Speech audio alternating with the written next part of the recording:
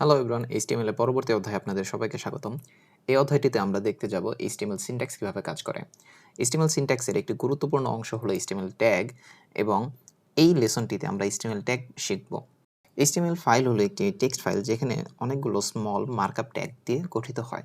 Markup ট্যাগগুলো ব্রাউজারকে বলে কিভাবে একটি ওয়েব পেজকে দেখাতে হবে। তাহলে শুরুতে একটি প্রজেক্ট তৈরি করার মাধ্যমে এইচটিএমএল ট্যাগ সম্পর্কে দেখে নেওয়া যাক। আমরা একটি ফোল্ডার তৈরি করব, নাম হবে HTML, যেখানে আমাদের HTML ফাইলগুলো থাকবে এবং এখানে আমরা একটি ফাইল তৈরি করব, সেটির নাম হবে index.html। খেয়াল রাখবেন আমরা এখানে এক্সটেনশন হিসেবে .html ইউজ করতেছি, কারণ আমাদের এটি ব্রাউজারে ওপেন করতে হবে। সাধারণত যে ফাইলগুলো .html সিনট্যাক্স দিয়ে শুরু হয় সেটা ব্রাউজারে ওপেন হয়।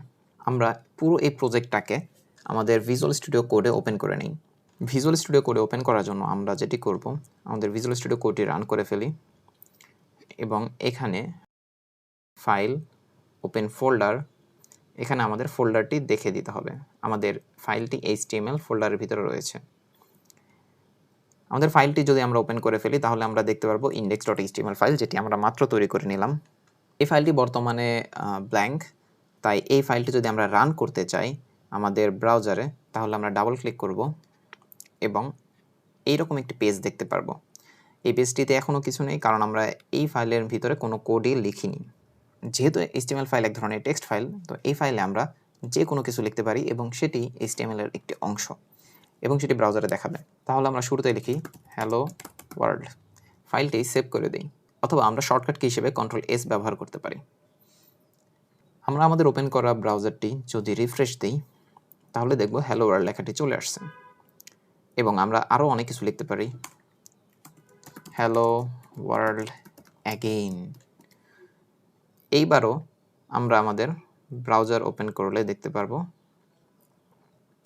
হ্যালো ওয়ার্ল্ড এখানে লেখাটি চলে আসছে। আমরা এখানে যে HTML ফাইলটি লিখলাম সেটি প্রপার ওয়েতে HTML লেখা হলো না। প্রপার ওয়েতে HTML লেখার জন্য আমাদের শুরুতেই লাগবে ট্যাগ। নিয়ম অনুযায়ী একটি HTML tag smaller than sign দিয়ে শুরু হবে এবং গ্রেটার দেন সাইন দিয়ে শেষ হবে এবং এর মাঝখানে একটি ভ্যালিড HTML ট্যাগের নাম ব্যবহার করতে হবে। যেমন আমরা প্যারাগ্রাফ ট্যাগ ব্যবহার করার জন্য নাম হিসেবে P ট্যাগটি বসাতে হবে। HTML ট্যাগ সাধারণত দু রকমের হয়, একটি হলো কন্টেইনার ট্যাগ এবং অপরটি হলো stand alone tag. So container tag বলতে আমরা যেটা বুঝি যে সমস্ত ট্যাগগুলো ওপেনিং হয় এবং সেটি শেষও করতে হয়, যেমন P একটি কন্টেইনার ট্যাগ। আরও বেশ কিছু ট্যাগ রয়েছে, যেমন BR, সেটি হলো stand alone tag. Stand alone tag আমরা বুঝবো যেখানে ট্যাগটি মাত্র শুরু হয়েছে এবং নিজেই সেটি শেষ হয়েছে। আমরা এখানে দেখতে পারবো P ট্যাগটি এখানে শুরু হয়েছে এবং শেষ হয়েছে এবং এই ট্যাগের যে কন্টেন্টগুলো রয়েছে সেগুলো আমরা মাঝখানে বসাতে পারি। যেমন আমরা এখানে বসাতে পারি হ্যালো ওয়ার্ল্ড। প্যারাগ্রাফ হলো কন্টেইনার ট্যাগের উদাহরণ, যেখানে প্যারাগ্রাফ ট্যাগটি একটি টেক্সটকে কন্টেইন করে আছে এবং আরেকটি ট্যাগ যেটি হলো ব্রেক অথবা BR, সেটি একটি স্ট্যান্ড অ্যালোন ট্যাগ। ফাইলটি সেভ হয়ে গেলে এই গোল ভরাট করা সাইনটি আর থাকবে না। সো আমাদের ফাইলটি সেভ হয়ে গেছে। আমরা এখন ব্রাউজারে কোডটি দেখি। ব্রাউজারে রিফ্রেশ দিলে আমরা দেখতে পারবো এখানে হ্যালো ওয়ার্ল্ড লেখাটি চলে আসছে। এখন আমরা আরেকটি ট্যাগ ব্যবহার করে আসি। এবার আমরা ব্যবহার করব H1 ট্যাগ। সেখানে আমরা আবার হ্যালো ওয়ার্ল্ড বলবো। সেভ করে ফেলি। পেজটি রিফ্রেশ দিলে আমরা আমাদের হ্যালো ওয়ার্ল্ড ট্যাগটি দেখতে পারবো। এখানে আমরা দেখতে পেলাম ট্যাগ ছাড়া লেখা, P ট্যাগের ভিতরে লেখা এবং H1 ট্যাগের ভিতরে লেখা। এই তিন ধরনের ট্যাগের ডিফারেন্সটা হলো H1 ট্যাগ বাই ডিফল্ট কিছু ফরম্যাটিং অ্যাড করে, সেটা হলো একটু সাইজে দেখতে বড় হবে এবং একটু বোল্ড হবে। এরকম লেখা ফরম্যাটিং করার জন্য আমাদের বেশ কিছু ট্যাগ রয়েছে। আমরা এতক্ষণ পর্যন্ত যে সমস্ত বিষয়গুলো শিখলাম সেটি একটু ভিজুয়াল ফরম্যাটে দেখে নিই আমরা। এখানে আমরা দেখতে পাচ্ছি P ট্যাগের শুরু হচ্ছে ওপেনিং এবং এখানে একটি ক্লোজ।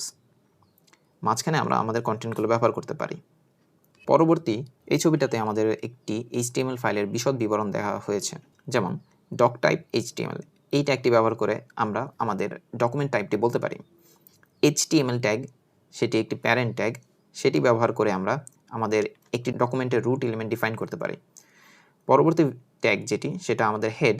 এখানে আমরা আমাদের হেডার ইনফরমেশনগুলো রাখতে পারি এবং হেডের চিলড্রেন হিসেবে আমরা টাইটেল নামে আরেকটি ট্যাগ ব্যবহার করতে পারি।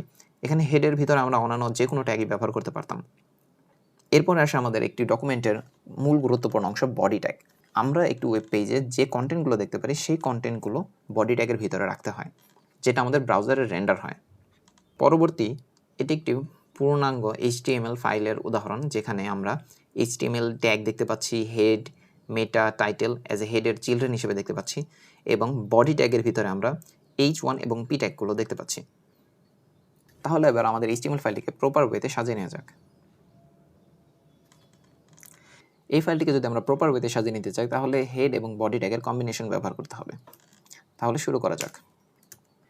শুরুতে আমাদের লিখতে হবে HTML, এর ভিতরে আমাদের চিলড্রেন হিসেবে দুটি ট্যাগ ব্যবহার করতে হবে, সেটি হলো হেড এবং বডি।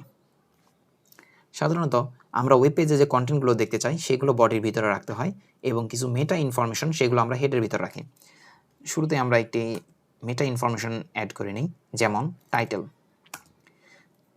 টাইটেল একটি মেটা ইনফরমেশন ট্যাগ, যেটি আমাদের ওয়েব ব্রাউজারকে বলে আমাদের এই পেজটি কী সম্পর্কিত। টাইটেল হিসেবে আমরা ব্যবহার করতে পারি my first web design journey, এবং বডিতে আমরা পি ট্যাগের ভিতরে লিখব হ্যালো ওয়ার্ল্ড, এবং আমাদের আরেকটি ট্যাগ ছিল যেটি হলো H1, যেখানে আমরা লিখব হ্যালো ওয়ার্ল্ড অ্যাগেইন। আমরা ফাইলটি সেভ করে ফেলি। এই হলো আমাদের কোডের আউটপুট, যেখানে আমরা HTML এর বেসিক সিনট্যাক্সটা দেখতে পেলাম। বারবার যাতে আমাদের ওয়েব ব্রাউজার এবং কোড এডিটরে আসা যাওয়া করতে না হয়, সেজন্য আমরা যেটা করতে পারি, আমরা একটি এক্সটেনশন ব্যবহার করতে পারি, সেটার নাম হলো লাইভ সার্ভার। এই এক্সটেনশনটি ব্যবহার করে আমরা একটি ওয়েব পেজে কোনো পরিবর্তন করলে সেটি সাথে সাথে আমরা দেখে নিতে পারি। সো এই এক্সটেনশনটি ইনস্টল করে নেবেন। সো এই এক্সটেনশনটি ব্যবহার করার জন্য আমরা যেটা করব, আমাদের কোড এডিটরে রাইট ক্লিক করব, এবং এখানে দেখব ওপেন উইথ লাইভ সার্ভার একটি অপশন রয়েছে, যেটি আমরা ক্লিক করলে একটি পপ আপ আসবে, এবং সেটি আমরা অ্যালাউ অ্যাক্সেস দিয়ে দেব। তো এখানে আমরা দেখতে পাবো আমাদের সেম ওয়েব পেজটি একটি সার্ভারে ওপেন হয়েছে। এটি আমাদের লোকাল ফাইল এবং এটি একটি সার্ভার ফাইল। আমরা যদি কোনো পরিবর্তন করি, যেমন আমরা H2 ট্যাগের ভিতরে দেব হ্যালো অ্যাগেইন, এটা যদি আমরা সেভ করি, সাথে সাথে আমরা সাইডে হ্যালো অ্যাগেইন লেখাটি দেখতে পারবো, কিন্তু এই ফাইলটি যেহেতু আমাদের সার্ভার ফাইল না, আমাদের এটাতে রিলোড করতে হবে। তো এই জন্য আমরা সাধারণত সার্ভার ফাইল ওপেন করব। আমরা বেশ কিছু ট্যাগ সম্পর্কে জানলাম, এখন এই ট্যাগগুলো দিয়ে কী করতে হয় সেটা জানতে হবে। যেমন একটি ট্যাগ ব্যবহার করে আমরা ওয়েব পেজে লিস্ট যুক্ত করা, আমরা সকাল থেকে রাত পর্যন্ত কী করতেছি সেগুলো আমরা অ্যাড করব, তাহলে আমরা ট্যাগ ব্যবহার করতে পারি। আমাদের ছবি যদি যুক্ত করতে চাই, তাহলেও আমরা ট্যাগ দিয়ে করতে পারি, এবং একটি টেবিল, ফর্ম এবং একটি ওয়েব পেজে অডিও, ভিডিও যুক্ত করার জন্য আমরা রেসপেক্টিভ ট্যাগ ব্যবহার করতে পারি। এই লেসনটিতে আমরা বিভিন্ন ট্যাগ সম্পর্কে জানলাম। ট্যাগের পরে আমাদের যে গুরুত্বপূর্ণ টপিকটি জানতে হবে সেটি হলো অ্যাট্রিবিউট। একটি অ্যাট্রিবিউট একটি ট্যাগকে এম্পাওয়ার করে। পরবর্তী লেসনে আমরা ট্যাগ অ্যাট্রিবিউট সম্পর্কে জানতে পারবো। ধন্যবাদ সবাইকে।